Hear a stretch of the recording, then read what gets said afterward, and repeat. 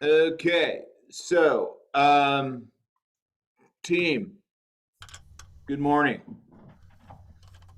Let's do this. So, Josh, your name is familiar, uh, but this is the first time you've been on our Saturday morning powwow, correct? Yep. We can't hear you, Josh. We gotta be able to hear you. Check your settings. Let's do it. Let's do a tech check-in. Can everybody hear me?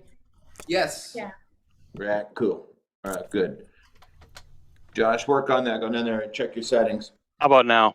All right, we're good. All right. So real quick, we have some experience Saturday morning students here, but just want to make sure that you have your stuff facilitated. You do.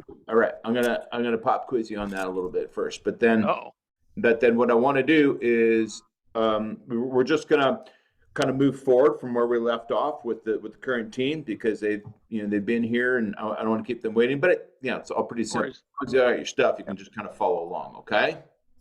I'm the guy that bought the course back in like 2013. So I'm familiar with most of the materials, just not the newer stuff. Right? There's about 5,000 people. That was me. I don't know who, but it's good to see you again. Yep. All right, we have some more people coming in. Some more new folks. True. Oh, true. All right. Hey, Amy. Good morning. Hi there. Hi. Good morning. Hey, Jim. I know that True's your buddy. I responded to your email. Does he have the course? Hi, True. Good to meet you, buddy. Hey, how are you? Doing Yeah, great. I don't know if he ordered it yet, but he's about to order it. I just I tried, but my bank declined the thing, so I have to figure that out. I just didn't let me pay for it, so I have to like understand why that happened. But yeah. All right. So these folks have all invested in the program. That's one thing, and that's one of the benefits of being in here, is that you've actually purchased the program. Okay. Yeah. Apart from the fact that I want to be able to give you homework. So if you don't have the thing, then I can't give you homework. So look forward to helping you out with that. If you need help with that after our meeting this morning, we can jump on the phone or whatever. I help you. But I think because it was I just haven't ordered something like that in a while, so I think my bank was concerned. Also, I'm in Germany, so if you're moving around the world, they might think it's a fraudulent. Yeah. Thing.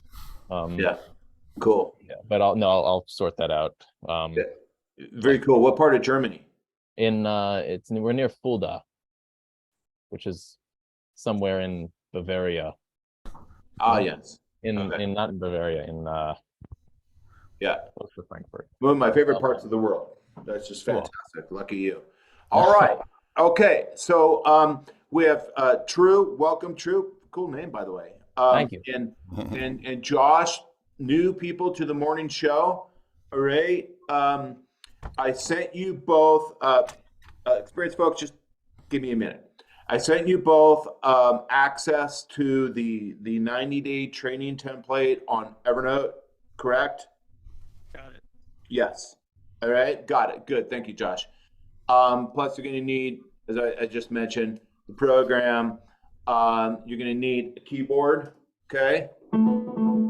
Facilities, and at some point, amplification.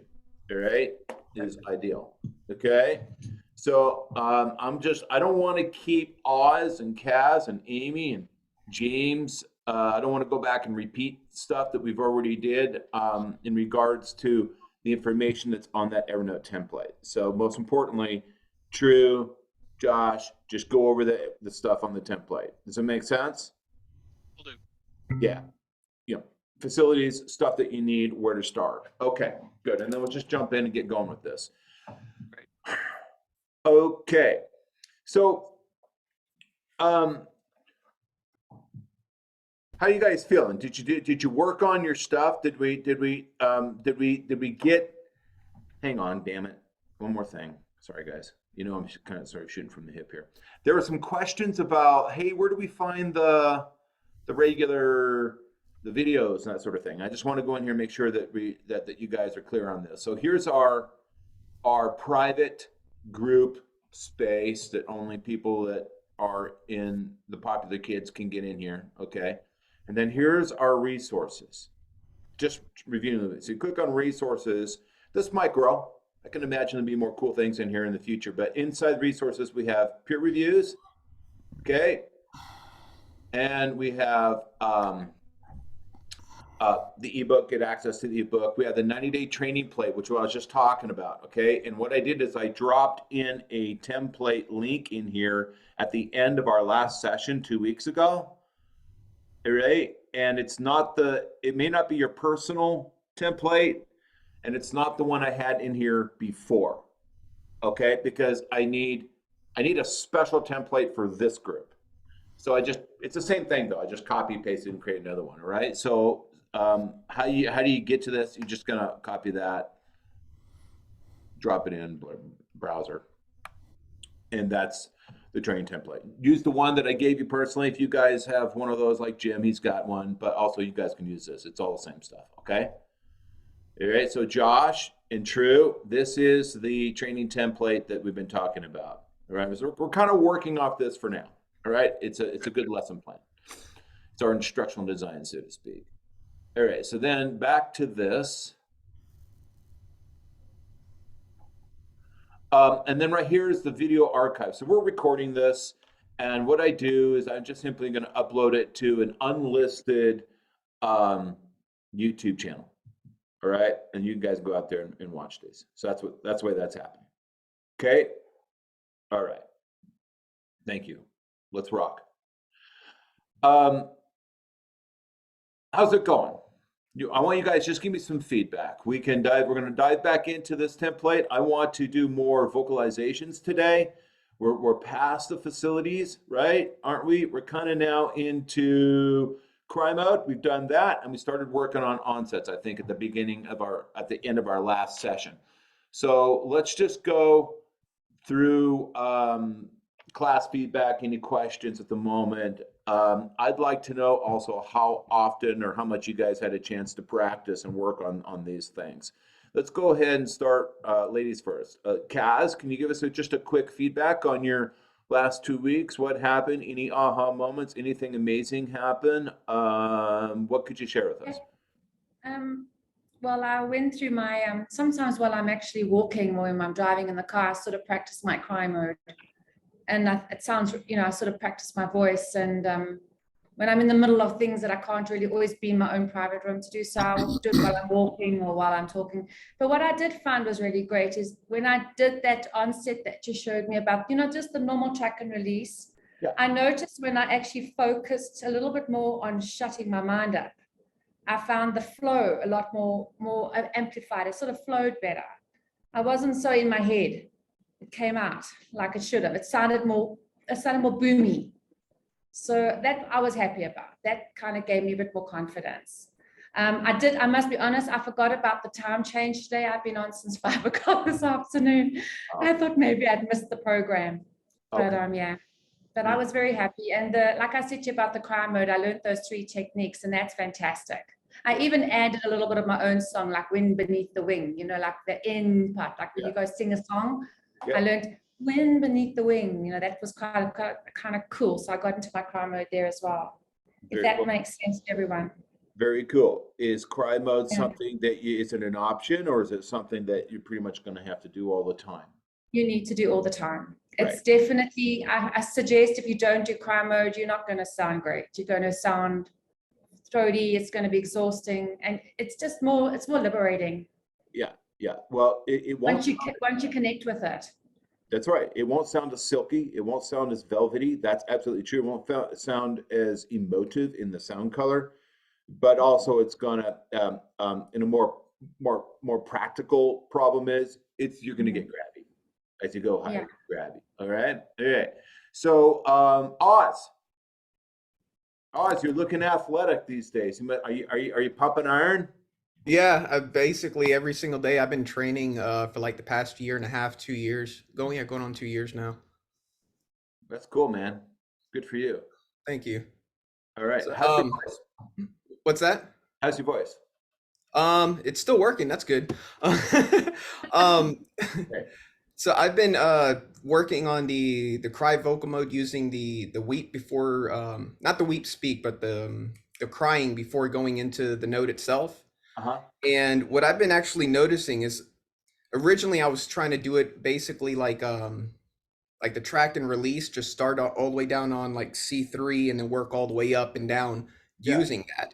Yeah. And what I started to notice was, I don't know, I guess the musculature or just the way that I was doing it was different on the lower parts of the register than the higher parts. So I started doing it backwards, where I'm starting like a little bit higher up, closer to that, I think it was a G3, Yeah. G4 that you're talking about, right? Yeah. And basically getting comfortable with it there and then working back down and up. So basically what I've been doing for my practice is I'll start like on G4, I'll go down to like C4, and then I'll go back up to like A4. And I just, what was it, G4? Yeah, A4. So basically I just kept going back and forth for like 5 minutes at a time, just trying to get used to how it feels. And then just trying to do it without actually the weeping first. Yeah, the cry mode or the track and release onset or a TNR with cry mode. Right. Yeah, it's like, well, my biggest focus is as I'm doing the crying, it's just like, okay, I'm doing it, but what does it feel like? And try to focus on that feeling and then go back and redo it with just the feeling as the focus. Good. Because it does have a feeling. There is you can feel it. It's, so if I go into cry mode, it's right there. It's right there. It's not right now. If I'm not engaging it, it's benign. I feel nothing. It's vapor. It's air. But it's sort of right before I sing or right before I go into this, make sure I got my sound. I got my compression on here. Hang on, guys. Otherwise, it'll give us problems. Audio and high background. Low. Okay, we're fine. Right now, I feel nothing. I could be going into a scale or I could be getting ready to sing. All right. And one thing I noticed as I started getting into cry mode, I noticed that it's like a half a second before you go in, and it's something new. You have to sort of get a feeling. You have to sort of lock and load. You got to get into it, configure it in about half a second before you go. Whereas in the past, prior to being conscientious of cry mode, you would just go, you would just sort of like go immediately into a phonation. Okay. But really to get it right there. Oh. I'm loose. I feel nothing. I'm in speech mode. Slow motion. Right there, there's a contraction. I could feel it. It anchors. You can feel it sort of, it's kind of like a loose thing. And then all of a sudden you feel the vocal folds go. You feel it just sort of engage right there. Oh! Don't feel anything. Talking to the crowd. I'm breathing. Here comes the next verse. Right there, I anchor and oh! All right. So I'm just reiterating and validating what you're telling me. All right? Yeah, it's a very, what's the word I'm looking for? It's subtle. It's like we're trying to explain an internal muscular contraction using, it's like trying to explain a color using sound or something like that. It's, but yeah, it's like when I feel it, as soon as I go to engage, it's like almost feel like on the front half, I feel almost like this compression going down or tightening together, and then almost feel like dropping down. It's like, that's right. That's right. For me, it's sort of a feeling of like a sort of, it gets ready, like it gets ready. And then I hold that position, oh, through the phrase until I need to breathe and stop. Then it relaxes. And then here comes the next lyric, the next verse. Half a second, sing. Half a second, sing. All right, so Josh, True, what we're talking about here, and you'll get into it with the course, is physical modes. There's many different physical modes, which means the way we're going to configure our vocal folds and our larynx, okay, physically inside the system. You can learn about it and geek out about it. There's lectures and stuff in the program, okay? That'll explain. CT, TA, right? That's right. Yeah. So the CT and the TA are part of these modes, and how they're contracting and working with and against each other help influence these different physical modes. Some of these physical modes are sort of, I call them in the book, I call them primitive. They're intuitive. I'm in one of them right now. It's called speech. It's very intuitive. Okay. So and that's a physical mode, and we talked a little bit about it. It has a certain characteristic. In other words, True, the vocal folds are in a certain position in the musculature inside the mechanism, are configured in a unique way to facilitate, to give me the ability to do what I'm doing right now. Talk to you in speech mode, okay? But the speech mode, the way the mechanism is configured right now, is not going to work for singing. That's the aha moment, okay? It doesn't, this physical configuration that I'm in right now is not going to allow me to amplify high, complex, melodic patterns for 2 hours without getting tired. Okay, so fast forward, how do we get through amazing singing for 2 hours? Among other things, at least from the physical perspective, vowels is also important, but from a physical perspective, we've got to put the larynx and the vocal folds in an exotic position to sing through. Okay, it's a platform for singing. That platform is called cry mode. Okay, so cry mode is, yes, it is a configuration, a physical configuration the vocal folds get into that is the same as when we're emotionally sad.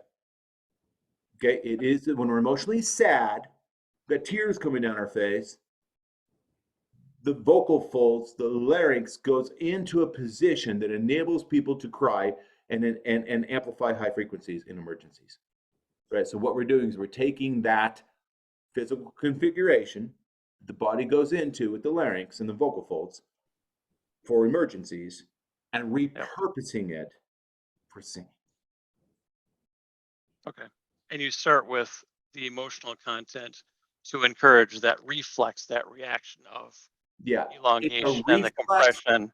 So it becomes automatic. We've all done. It's the second thing in life we ever did after, actually it's the third thing. I think it's the second thing. The first thing that happened in our life is we got our ass spanked. Then the second thing that happened is we started crying. Okay? To say, hey, what the hell? I didn't ask for this. Okay? Because that was an emergency. So it's something we've all done before. The good news about cry mode is that it's actually technically not that, compared to other things like feeling your formant and vowels and other things that we're going to get into. It's actually not that difficult to get into. It's weird. We can do it. It's just weird. You have to learn to do it in a different context. That's what's weird about it. So we practice and have some techniques. Okay, I'm in the weeds a little bit, but I'm just letting these guys sort of giving them the benefit of understanding what we're talking about. Okay, Josh or Oz, good. Be aware of that little feeling inside, okay? And we can all try it in a second here. Jim, how'd your week go? Practice-wise, it's been pretty consistent, like 30 to 45 minutes a day. I think I missed like one day since last class. Okay. I've been actually not strictly doing this homework. I've been working on what we had done in the private lessons, which is quack and release, quack and release, quack and release. It's okay. Over and over again, and a little bit of wind and release when I get tired. And trying it on sirens, trying it on melodic phrases, and just trying to really, stabilize everything that's, that tends to fall apart and collapse, when I need it. Yeah, Jim, Jim practices a lot. So hats off to you on that. Okay, great. Amy, how's it going? Yeah, it's been going. I've been practicing the cry-mo a little bit, and then also the track and release onset. Okay. So I've been doing that, but then I was wondering, when I'm practicing for a song, do I do the cry mode before phrases and then go into a song, and then once I don't feel that kind of resonance, go back to cry mode and then go back to next phrase, or what? You know, I feel like I just gave you the answer to that question. Yes. So you're going to want to get, just like Oz said, you're going to want to get a feel for, like, it's engaged. Like, you can feel something. It's subtle, but you can feel it. You want to get into that every time. All right. What would the exceptions be? The exceptions would be you're in a Doors cover band and you're singing the end and you're just reciting poetry. Okay. Maybe you're just like, in other words, you're just like in speech mode. All right. You're singing, and then there's like a cool arty part in the song where it comes down and you're just going to talk into the microphone and recite some poetry and then start singing again. Then you might not need cry mode so much. But anytime you start amplifying you're going to start like getting into amplifying exotic resonance and getting out of speech mode, you got to thin out. Otherwise, it's going to hurt you, especially the higher you go, right, team? That's the other piece of this, okay? The higher you go, the more you need to engage it, okay? What if you're trying to go down and get way down into the bass area? The lower you go, the less you need to engage it, but it still needs to be engaged if you want the color, the sound color, to be velvety and silky and sound nicer, okay? Okay. All right, very cool. Yeah, Jim. Yeah, I notice in regard to going down, sometimes I'm going down on the siren and I start running out of breath and I realize that I lose my cry mode. So that I realize, oh, I gotta cry harder when I go down and when I go up and when I stay on the same. Like whatever it is, like the tendency is to kind of lose it a little bit for me. Yeah, and as I go down,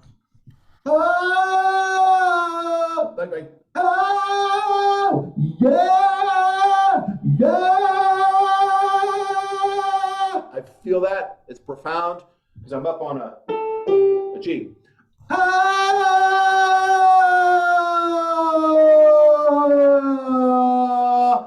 I'm not feeling it engaged as much as I go lower, but I still feel it. I'm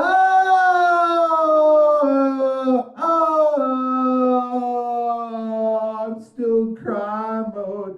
So if I was singing low, I'm still kind of weepy. Why? Because it's a much prettier sound color than this. If I do that, it's okay, but it's a little bit speech mode-y. I'd much rather go, it's a little bit more silky. You guys hear that? Do you hear the difference in the sound color? Even low. It's subtle, true. It's subtle. You'll get a feel for it, okay? The higher you go, the more you hear the difference. So yes, Jim, the lower we go, the less we're going to feel it, the less we're going to need it, but we still want to engage it. Like, in my opinion, it never goes totally away. Unless you're purposely, knowingly, wantingly going into speech mode because you're going to recite poetry. Make sense? Inside a song. Okay? True? Are you okay? You look like you're barely hanging on. Are you all right? No, I'm all good. Okay. All right. Fantastic. Can I ask another question, Robert, yes. about the track and release? Is it the same thing that I should practice it before certain words, or is it just an exercise to do and then over time your onsets will become like that? So the track and release, all of the onsets, 5 of them, 3 of the 8 onsets, 3 are specialty items that we only do in training. They're sort of funky inventions that I created that help us get to stuff, okay? And that would be the contract and release onset, the messa di voce, and there's a third one. Forgive me, okay? Quack. Would quack one be one? Thank you. You get an A. So there's 3 onsets that don't really work in singing. Quack and release because they're just ugly. Contract and release because it has a complex workflow to it, and it's kind of sort of a bulky. It's like contract and release is like doing squats in the gym, okay? And the messa di voce, they just don't work in a song necessarily, okay? The other ones, track and release, I have to say, this is a little confusing, a light quack and release, wind and release, attack and release, damp and release. These 5 we do see in the training space, Amy, and that's important. That's a good question. It's an important lesson here. We also see them in the lyrics, in the singing, okay? So the onsets, and we're going to go to that today, the onsets don't just exist in the training environment. They exist in the singing as well, okay? Okay. So then do practice it. Like if I were to sing a song, do I do the track and release before the lyrics and then do the lyrics? You don't have a choice. It just comes by a lot faster. Does that make sense? So if my lyric is, if I'm going to train the track and release onset, I'm going to sit here. It's all careful and meticulous and slow, and it's on my keyboard, and it's chromatic, and I'm going to do it.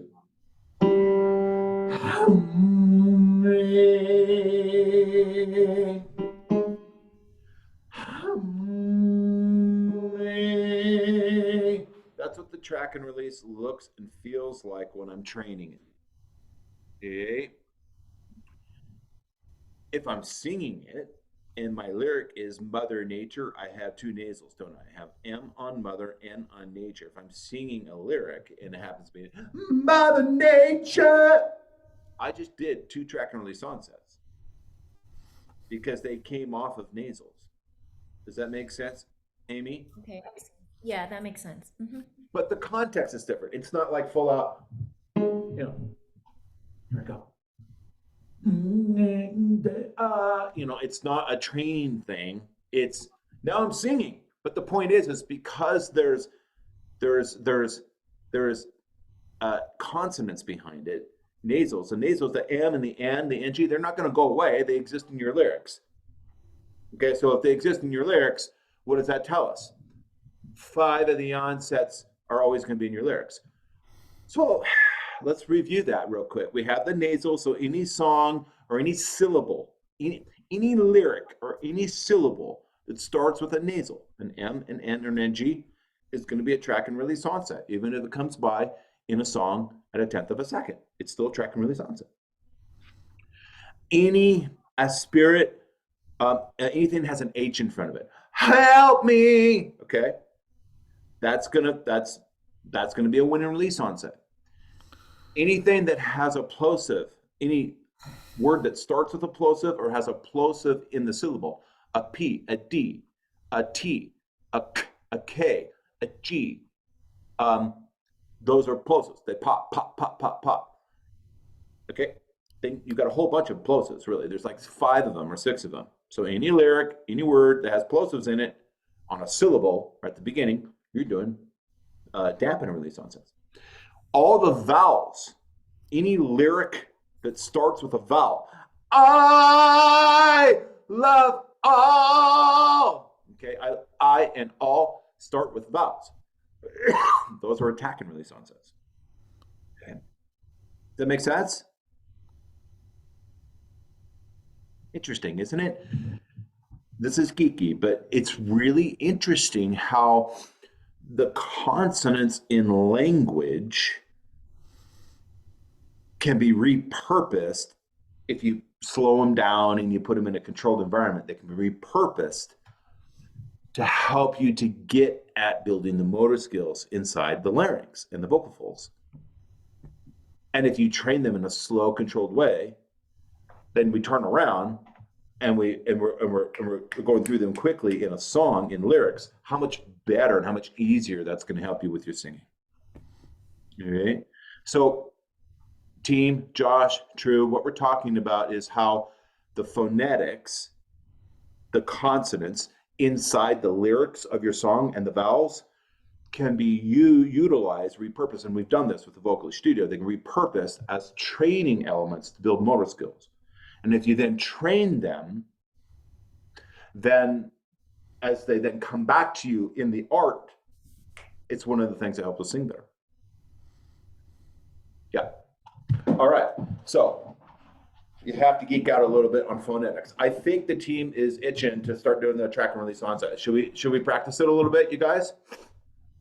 Yeah, track and release onset. I think that's where we left off with the team here. Okay. All right. So track and release onset, characterized by the fact that it starts with a nasal. All right. And so here we are. We're back to the phonetics. True. Nasals in English. There's 3 nasals in English. And okay. You can start with either one of them. All right, but I tend to just do M in the morning, okay? So I'm going to track on the M.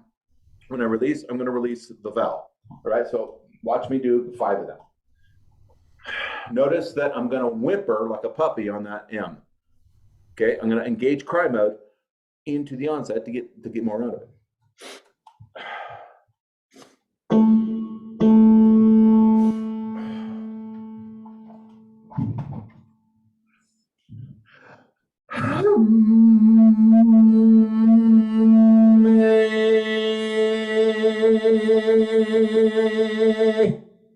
Can you guys hear that okay? All right. Notice, everybody, especially the newer people, I'm not doing this. This is not what I'm doing. That's a track when it's onset, but it's really shitty. Okay, that has no cry mode in it. It has, you can do them in a bad way. The game we're playing is to do this with a high level of quality to it. What does that mean? I'm going to take my time. I'm going to match the pitch. I'm going to make my lips buzz and vibrate before I release the vowel. And as I go into the entire thing, I'm going to whimper like a puppy. I'm going to engage cry mode, true. All right? Watch me.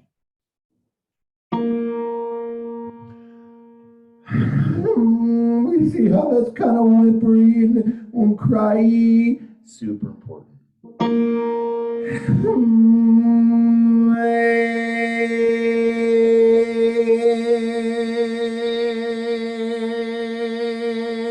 Once I release the vowel, I'm not done.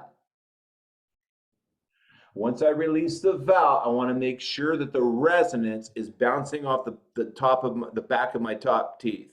That's also important. Then it's kind of done. All right. So I wouldn't want to do this. Match the pitch, get the cry mode, get the lips to vibrate. That's all good. And then release the resonance into my throat. We see this a lot. Watch.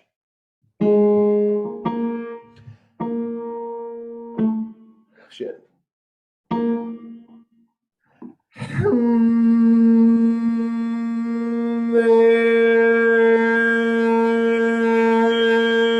Resonance is in my throat. No. There's a workflow to this. Frequency, lips buzzing, cry mode, resonance forward.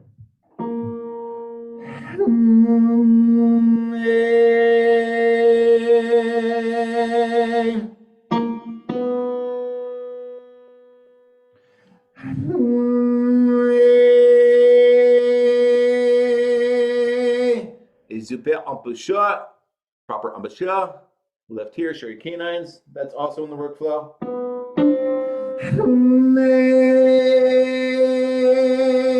If I go a little bit higher, nothing changes.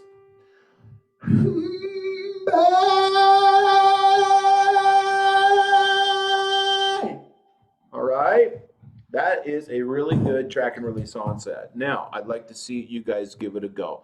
Kaz, let's watch you do track and release onsets with very strict, good workflow. Do you guys see how my workflow is highly disciplined? It's not blah, blah. I'm not blah.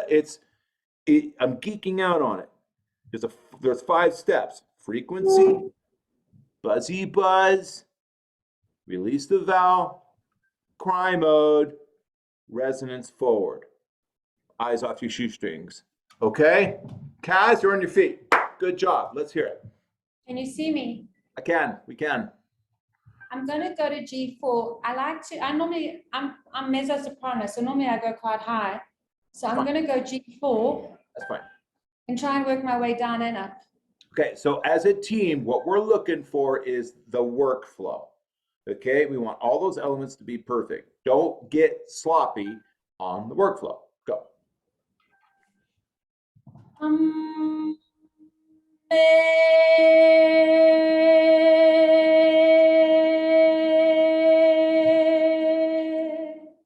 Lovely, but your pitch is off. You said G4. Yeah, I was off. Match the pitch. Does that sound right?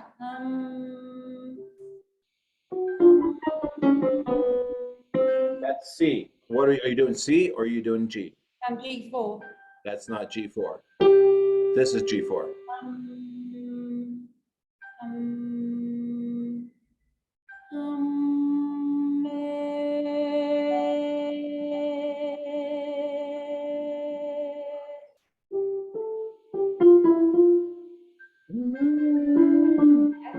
No, that's D4. No, this D4. G, D. D as in delta. That's D4. We want G4. Yeah, but that's G4. Hey!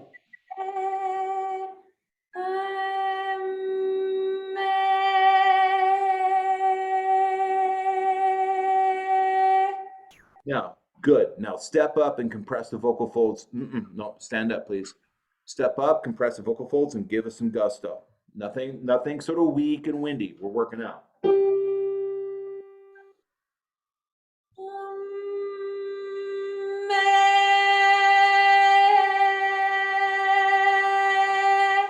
Great job. I'll go ahead and cue you. Let's not stand up. You're not done. We'll do a couple more. That's great example, you guys. You hear all that? It's nice. Now, chromatic.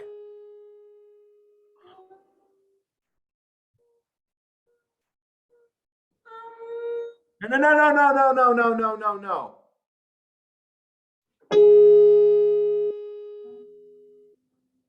Just a half step. G sharp. G sharp. I'm flat. You're way flat. You're off an octave. I'm nervous. Well, sorry. You're a I've singer. I know. I've just gone nervous all of a sudden. Really? Why? This is your family. G4.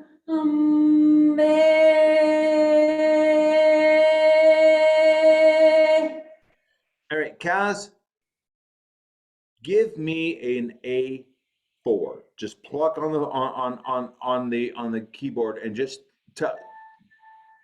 That's not A4. That's A6. All right, so Kaz, you need to work on your octaves. Okay. So you're supposed to be doing 4s and you're playing 5s. Okay, and the pitch is a little, like it's a little unstable. All right, frequency first.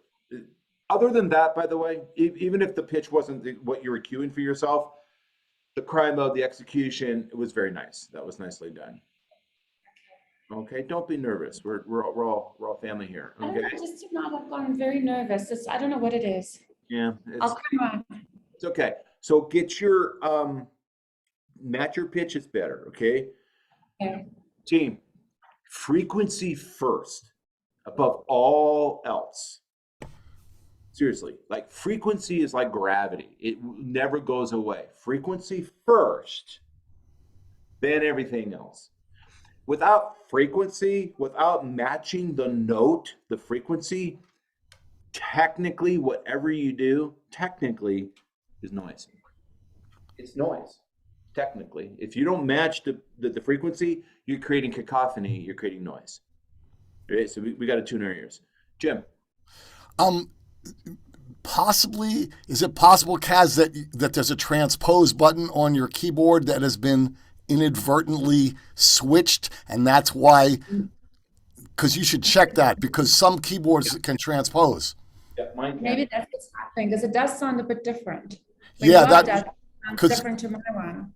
Yeah, that's a little weird. So I'm wondering if maybe Glad your you picked keyboard. that up. Yeah, Yeah. it could be. It could be. Thanks, You're Jim. right. That's a really good Thanks for suggestion. observing that. Yeah. Yeah, mine does that too. So you're actually plucking a G4 and it's giving you a G5 because Yeah. the software has pushed you up an octave. Yeah, check on that. Okay. Look, what you gave us was a lovely tone. It's just you're confused on the pitch. So let's work on that. I'm going to put this down in your homework. Cats, get better at matching pitch.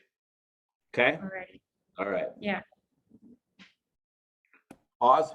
I was just gonna offer suggestions, kind of like a breaking the step down even like shorter. Something I've done before to kind of focus on the pitch, because it can be really easy to hear it and like, oh, I got it, and then just go into it. Just sit in there and listen on the keyboard, right? So I'll listen to it and then I'll go at, you know, like if I'm getting ready to phonate, but don't actually phonate. My focus right now is listening first. And then I'll go to the next one. So I'm breaking down my steps even further. So my only focus right now is just matching it until it becomes just secondary. Yeah. The nasal should be on pitch as well. Yeah. That's what he's saying. Yeah. Another thing too, I remember I wrote some notes down a few years ago where you were explaining being able to switch through your nasal consonants based off of where you are in the register. So like M might be more suitable at a lower register, N going higher up like around the break, and then NG beyond that. Is that still... It might be more comfortable, but I don't want to say that we have to be able to do all the nasals at all frequencies. Okay. Yeah. All right. Oz, Rocket, show us a great workflow and let's do, 5. Okay. With intense meditation. We'll start off on C and go up from there then. Cool.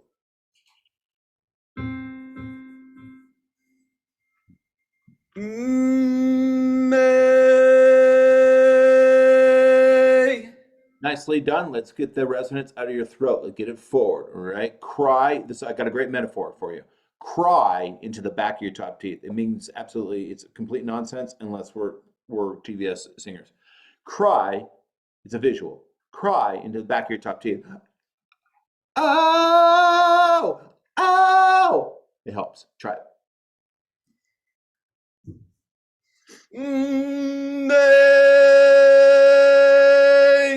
Feel better.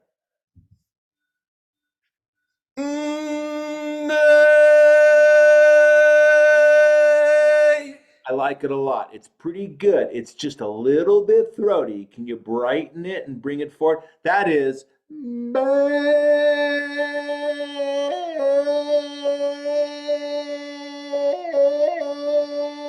sorry for the instability, guys, but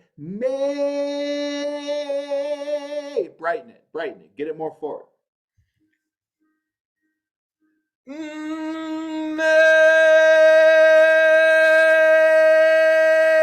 Right there. The second half of that.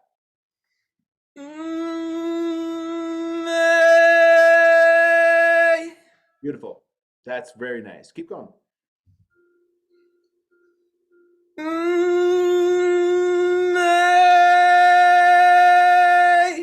Very nice.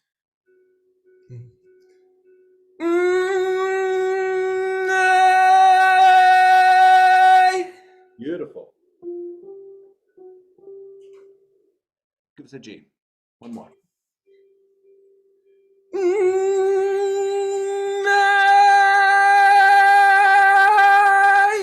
Fantastic. Guys, those are great track and release onsets. It's got cry mode, the pitch is right, it's got focus, it's got the resonance forward to the back of the top teeth. Is there anybody that's not hearing that? Is that making sense? You guys noticing that? Yeah. All right, one more thing, just one more thing, Mystic Oz.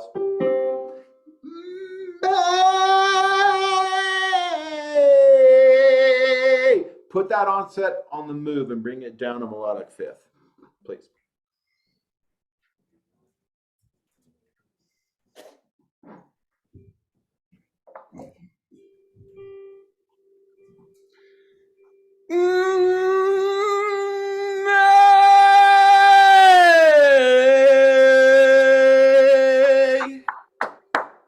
Great. Now, because we're a team, we can't do this for an hour, but we're here to do that for a half an hour, 45 minutes. He's going to build amazing coordination and motor skills in the system and get his resonance going and get the frequency going and the whole thing. Great. Working in workflow, step 1, step 2, step 3, step 4, step 5, inside the training program is a big part of the methodology, as well as some of you veterans already know. Okay, so True, Josh, there's these cool ideas. Then how do you put all the ideas together and train them to get an end result that's beautiful? Workflows. So inside the book, you can kind of, in the training, you'll see me pointing out these workflows, and that's how we get really good training. All right. Okay, Jim. No, you know what? Amy. Let's hear it. What range do you suggest for me, Robert? Because I've just been following along with your video, so I don't know what That's fine. That's fine. When you're just sort of spot checking a little region, go for something that sort of sits. It's a good question. So you're just spot checking or maybe demonstrating for the team or whatever. Put the passaggio right in the middle. That's the best. Go for the hard part. Does that make sense? It does. I don't know where my passaggio exactly is. It's gonna be B flat 4. Flat 4? Oh, here. Yeah. B flat. Right? Yeah. No, I'm sorry. Yeah, that's it. So true passaggio just means vocal break. So anyway, so then you're gonna frame. Sorry guys, it's my battery shut out. Hang on. You're gonna frame something like F to C with the B flat in the middle. Something like that would give you your nice little range. And this gets back to what Oz was saying earlier on, where, hey, I'm just focusing on a certain area only. Like I just want to massage that tough spot right there with the passaggio in the middle. Great. That's great. I've spent lots of time in the car, in the shower training, only a 5-note range, but it's right on the nastiest part, okay? So what we want to embrace that. We want to put ourselves right at that difficult spot and start going back and forth with sirens and onsets and making sure that we're getting a feel for that part, which is the break. Make sense? Yeah, makes sense. For ladies, generally B flat 4. Let's hear it.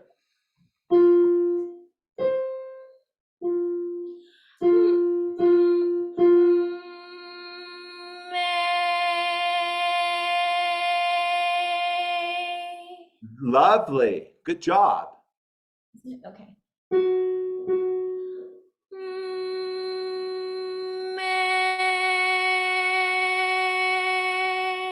Okay, Amy, more puppy whimper. You thin out a little bit more puppy whimper. Okay, it's good. I'll give you a B. I'll give you an A if you cry harder. Okay.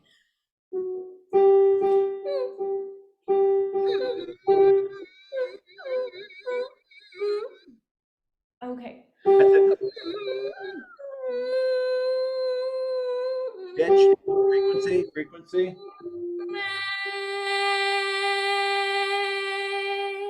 Good.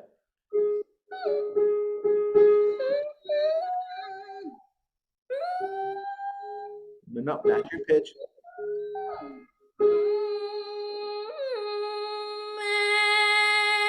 Sorry. No, that's it. That's it. That was good. Cry. Thin out.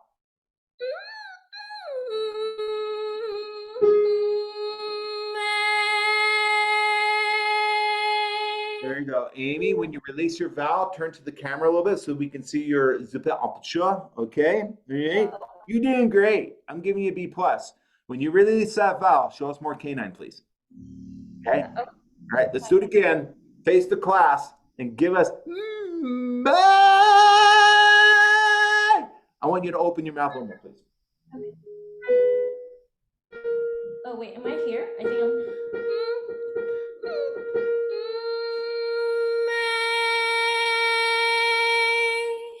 Okay, great. Now don't let that just sort of coast. Don't just kind of go do a like a pretty choral girl thing. Don't sort of in our head voice and it's pretty. That's okay for choral singing, all right? But what I want you to do is engage the muscle. Belt. Get behind it. Get behind it. So more chesty, right, Robert? Like chesty. Well, yes, but I don't want to confuse things. Yeah, I mean, yes, it is more chesty, literally, in the vocal fold configuration, but I don't want to get into the weeds with that. Okay, just cry harder, engage more muscle. Okay. Okay. Lift more weight. Lift more weight. Okay.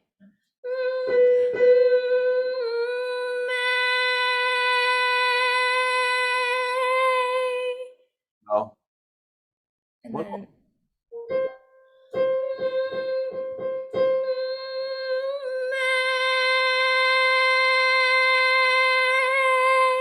Great, Amy.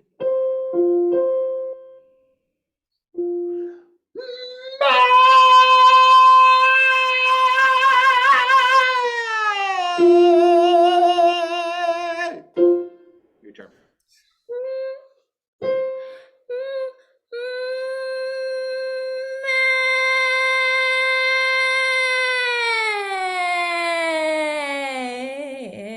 Sorry.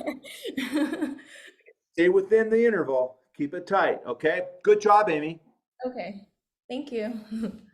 You're welcome. Now, spend a half an hour on that and go up full octave and then all the way back down, okay? Jim, you ready, buddy? Show these guys your vet. Show these guys how it's done. No pressure, right? What note should I start on? You know by now. I don't need to tell you. Just find something that's comfortable for you. All right, I'm going to try E flat 4 because it can be rough. E flat 4, by the way, for men, in my opinion, is like E flat 4 and F sharp 4. Two most difficult notes to sing for men. Okay. Let me start on E flat 4.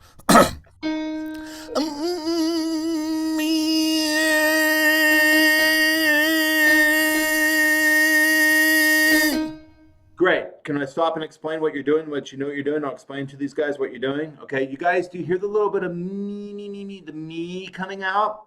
All right. This is fascinating. So, and geeky. It's not exactly a track and release onset that's Jim giving us. When he comes out with that me, he's actually giving us a quack and release onset with the hypercompression. You guys hear that? Mm-hmm. And that's because, for a couple of reasons. Mainly, Jim has had a challenge getting these vocal folds to adduct and to close. That's been a sort of a physical challenge that he's had that we've been working on. So the medicine to fix to get these vocal folds to close was to do a quack and release onset because it's more aggressive on the closure. Make sense? He could do a track and release onset, and that's fine.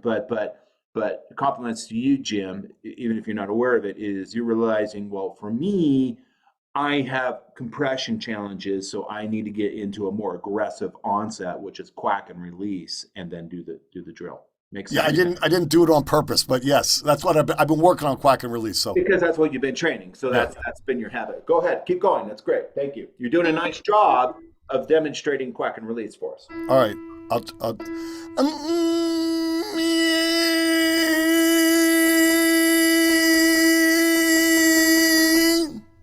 Now,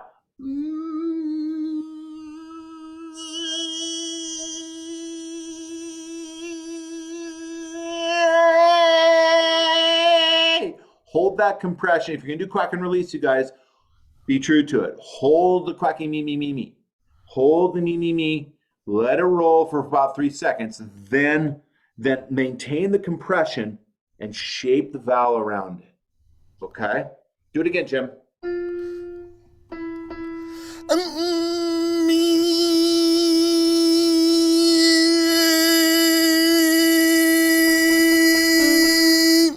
Okay, bring the back of your tongues to the back. Make the back of your tongue touch the back of your molars.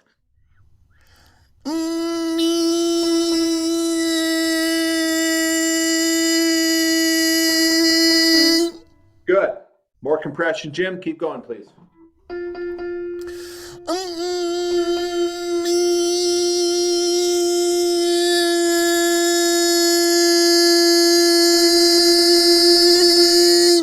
Try again. It's a little flat.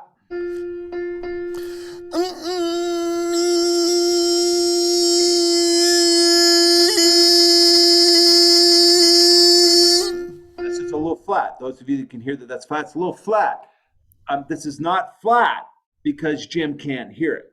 He can't. He's a musician, bass player. He's an engineer. He can hear it. Believe me, he can hear it. Jim doesn't have ear problems, right? It's not flat, but it is flat. It's not flat because he can't hear it.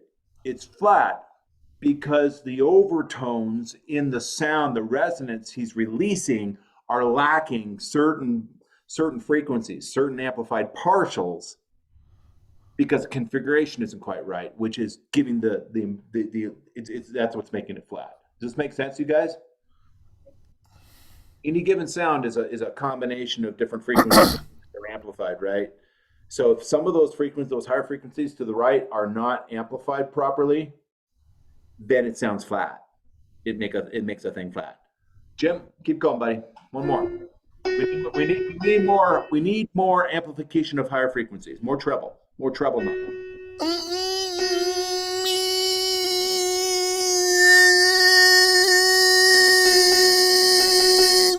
Better.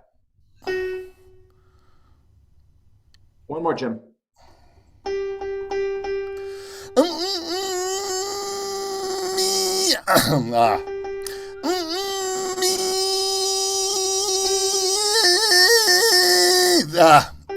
It's falling apart. Well, it's okay. So, Jim has been challenged with the motor skill to get this thing done, but it's been a hell of a lot of progress, haven't you, Jim?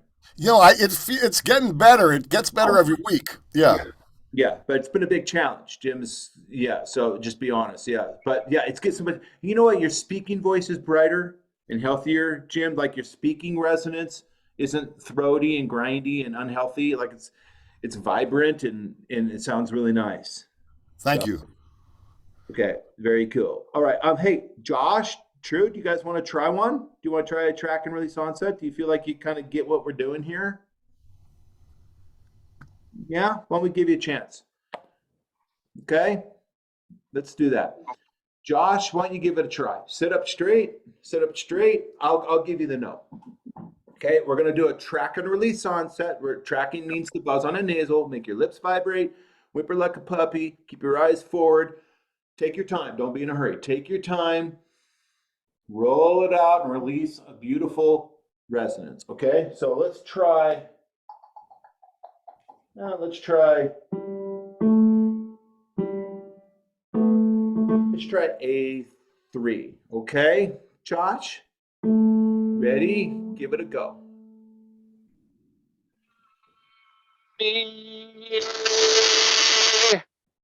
Okay, good. We're getting distortion on your mic a little bit. Yep. You know, you might not need the mic. Just go with the regular. Just go with the mic that's built into your computer. Okay, if you can. Let's try it again. By the way, that's the idea. That's the idea. Just get good at it. Here we go.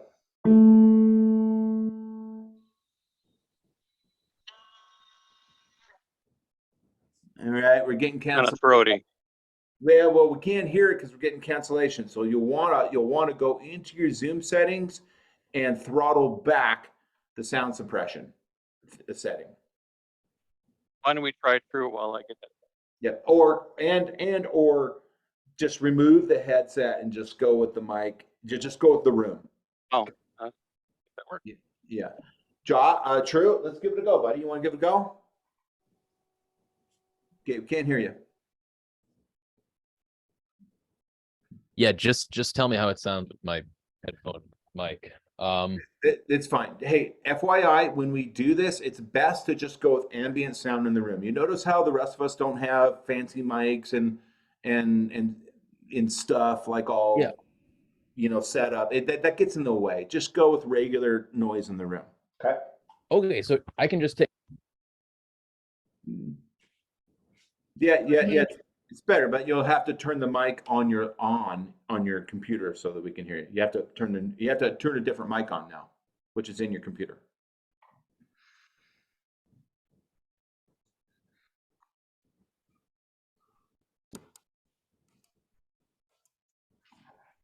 Yeah. So what you'll do is you'll go down to on Zoom. You'll go down to the bottom left corner where it says mic. You'll do the pop. Yeah. There you go. We got you. Okay, cool. All right, very cool. All right, sit up straight. Give to us the best track and release on set today. I'll give you a note. We'll do this A3. Watch me. I'll just do it once for you, okay?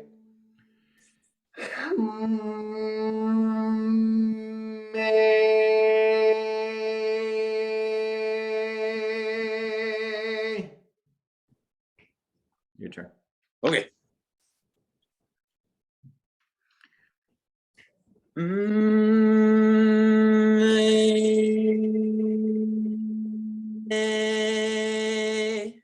That is a track and release on set. Good job. Thank you. I give it a B-. Okay, pretty good. Pretty good. You've been listening. Let's try a couple more. Okay, I want you to get a little more. I want you to cry harder into it. And I also want you, remember how Jim did a little bit. I know we're a little over time right now, you guys. If you need to go, I understand. I'm going to stay with you a few minutes. You remember how Jim did the little me, and then he released? I want that for you too, okay? I want you to get your vocal folds. We do this because it makes the vocal folds come to better gather more aggressively. Give us a quack and release on set, True, please.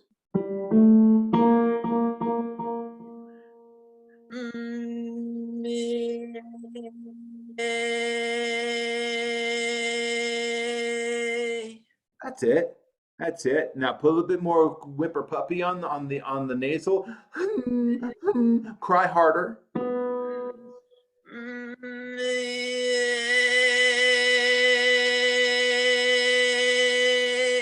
Great, True. I want you to lift more in your canines. We need a little bit more lift here. You're doing great, really. A little more lift. Here we go.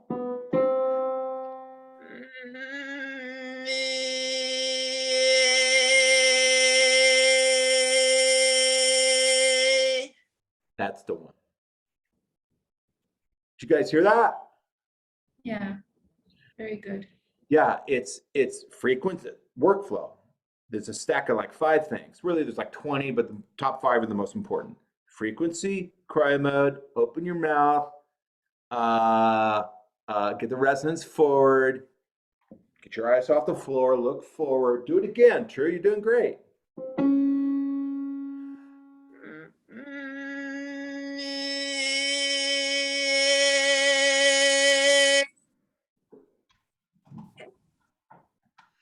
Beautiful. Until Zoom canceled you out, you need to throttle back your sound suppression settings inside Zoom. But it's good.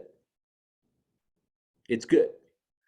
It's just a little technique, but believe me when I tell you, if you go up True all the way up the keyboard and all the way back down, like 2 full octaves, geek out on it. Like give it 30 minutes of just, it's a meditative thing. Okay, nobody will understand and appreciate what you're doing but you. Okay, and you're just gonna geek out, and the game you're playing is release the most beautiful little auditory singularity you can possibly create. Put a little vibrato, make it pretty. Stop. All right, play that game, all of you, all the way up the octave and a half, all the way back down, every single day. If you keep doing that over and over again for 4 weeks, your voice is going to be coordinated, resonated, healthy. You can be singing better, and you're going to have those 5 key things rolling for you, then go sing. Then when you go sing, you're like, holy shit, I've never sang a Journey song like this before. Seriously. All right? And it's because you've been doing the detail work. Okay? Boy, whole hour went by. Was that helpful for you guys? Yeah. And ladies? Yeah? Okay, cool. Fun class. I don't want to go over, and so I think that is our class. Great job on this. So homework. Let's go out here and let's talk about some homework. We've done our track and we've done a quack. We kind of introduced the quack and release onset and the track and release onset. So we sort of skipped the warm-ups, didn't we? So what I want to do now is we're going to take as a class, we're going to take a brave step forward now, and we're going to start working on these warm-up routines. So we're going to get off. We're not going to get off the onsets. We're going to come back and do these as well. But for now, you guys need to we're going to pause on these other onsets here just for a week or so that we can start running around the track and actually going on a scale and warming up. Okay. The warm-ups are, this is the best damn warm-ups anywhere. Okay. It's actually a set. There's 3 workouts on this. You'll notice here, one reason why I started with track and release, so that you guys understand what track means. Now we get down here to the warm-up, and it has a name. We have to give these things names. We have this name. It's called track and track. So basically, it's going to be all nasal on a melodic 5th major scale. So those of you that have the program, after you purchase the program, log into the website, and then you just click on this. Okay. And it takes you right into the track and track workout. What do we have in here? We have coach demonstrating. That's the NG. Now go back to an M. I'm alternating between 3 nasals. Okay, that's track and track. You do that, it's really good for your voice. Okay. Here's the notation, and here are the accompaniment. Okay, to train it. So it's the same thing that coach is doing up here in the video. So basically what you do is you click on the link out here, you guys, especially those of you that are new. You click on the link out here. It takes you out to the exact training page. You watch the video of Rob and train with me over the video. Okay, just go with Rob on the video. Do that 4 or 5 times. Do that for a couple days, and then when you feel like you can ride solo, then you come down here and you play the same track down here and you do it yourself. Okay, you're going to alternate between M, N, and NG, always with cry mode, always with resonance forward, right? And some training notes that I've created here, just things for you to be aware of. Does that make sense? Yes. Monkey see, monkey do. Go down here, read the notes. You don't have to be a notation reader to get value out of this. Maestro Kyle used to tell me, don't worry about it. When the notes go up, you go up. When the notes go down, you go down. Seriously, it's just a pattern to follow, okay? And then here's your accompaniment. We have slow versions, fast versions, male versions, female versions. Okay, all right, so back to the homework. What I want you guys to do is I want you to dig into the course and watch the lectures and train these 3 workouts. And I know I haven't shown you how to do it, but it's on the videos. The system is designed to get you 80% there without me. Does that make sense? And I want to challenge you to go into any workout in the program and watch the videos and learn how to just with your intuition and your experience of the program, figure out how to do it yourself as much as you can, okay? Does that make sense?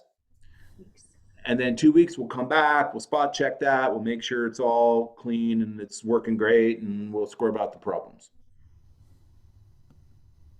Okay, and then you'll be warming up. Okay?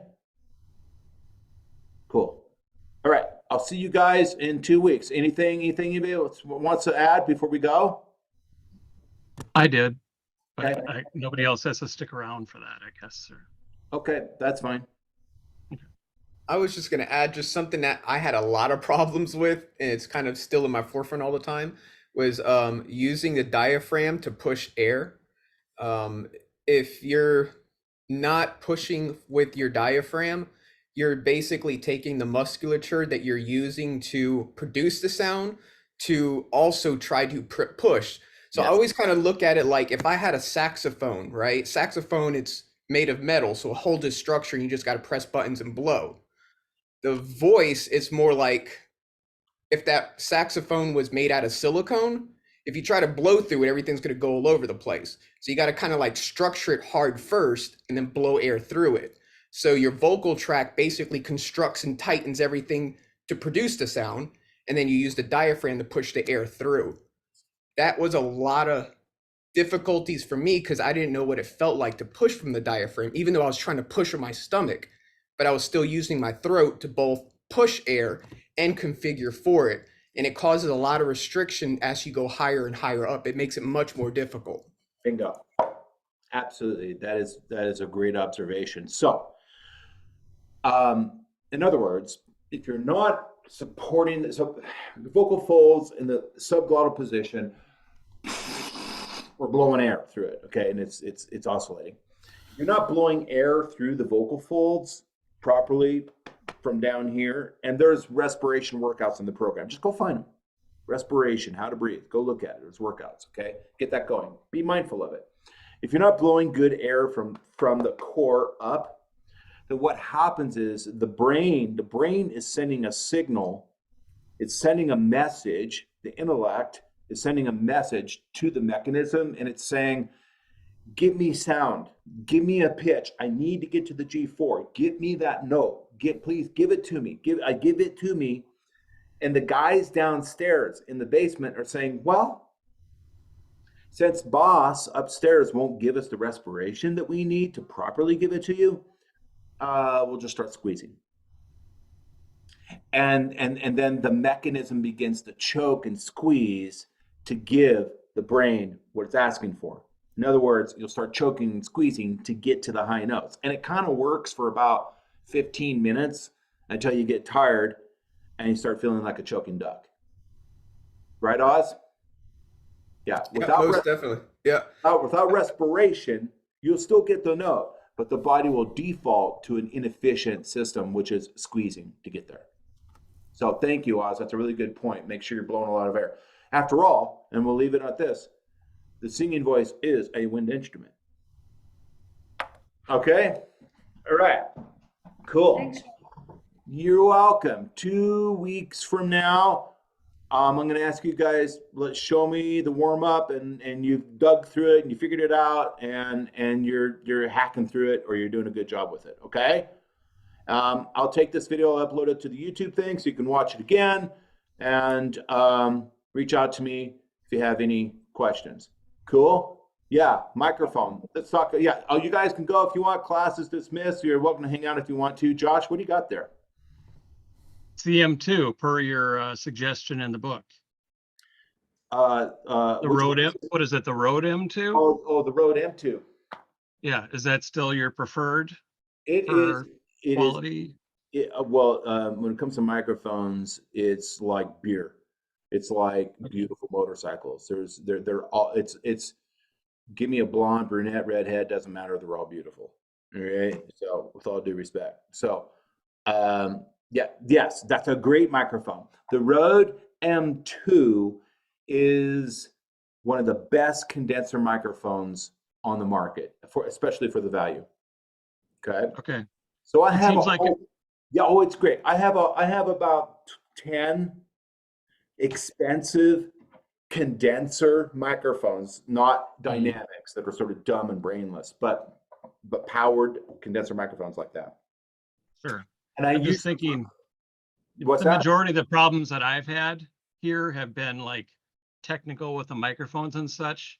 Oh. My studio's in there, so I might switch over to microphone and a studio headset just to make things really simple so we don't have to go through that again. Yeah. So I just want to make sure that that's a good mic for that. That's a great mic. Make sure you, Okay. but it requires power. Do you understand that? Yep. Okay. Yep. So make sure you, I have a DAE just like you have there. it needs 440 watts pumped through it and then it'll work. But here's my geeky story. I got a whole bunch of handheld condenser microphones, which are, by the way, more beautiful and sound better than the handheld dumb dynamic mics you just plug in, they work. Mhm. The condenser microphones require juice. You got to put energy into them, electricity. Yep. So Yep. that's the easy explanation. Got a bunch of them. They tend to be a little more sensitive. They tend to sound better, and I use them for recording. All right. So when I'm recording, like if you guys watch videos of me recording, you see me like standing up in front of these great big fancy microphones. I got a secret for you.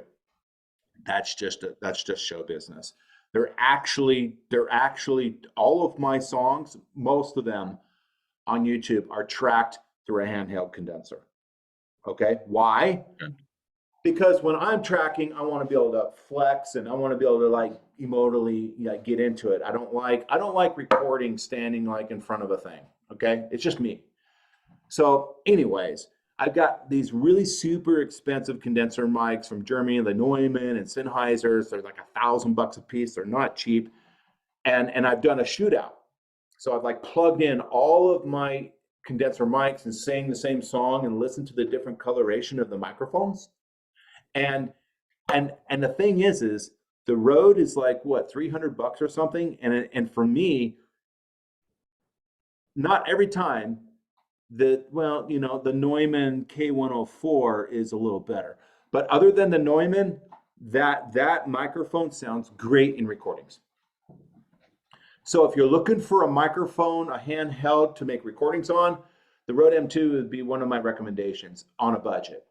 And if you're made of money, you can go get the Neumann K104, and it's like $2,000. You can do that.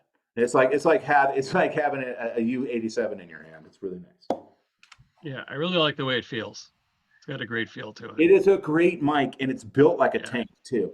You can drop that thing. It is. I mean, you can just, great. Don't get me started. All right, don't start talking about mics. We'll never get out of here. All right, thank you. Okay, Drew, give me a call. I look forward to the order. I hope you will join us in 2 weeks. It'll be a lot of fun. You'll get a lot out of this. Cool. Yeah. Okay. Yes. All right, guys. Let's go. Have a nice weekend. Awesome. Thank you for sharing. Yes. You're welcome. My pleasure. It was fun. Bye. Bye. Bye-bye.